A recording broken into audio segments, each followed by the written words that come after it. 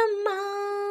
పసుపు కుంకుమతో భక్తులు వేచినారమ్మా.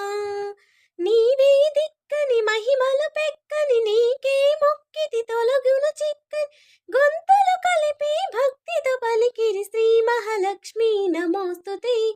శ్రీ మహాలక్ష్మీ నమోస్తుతే. శ్రీ మహాలక్ష్మీ నమోస్తుతే. శ్రీ మహాలక్ష్మీ నమోస్తుతే. నిద్దురలేవమ్మ తల్లి నిద్దురలేవమ్మా. పసుపు కుంకుమతో భక్తులు వేచినారమ్మా. పంచామృతములతో అభిషేకించేము, పట్టు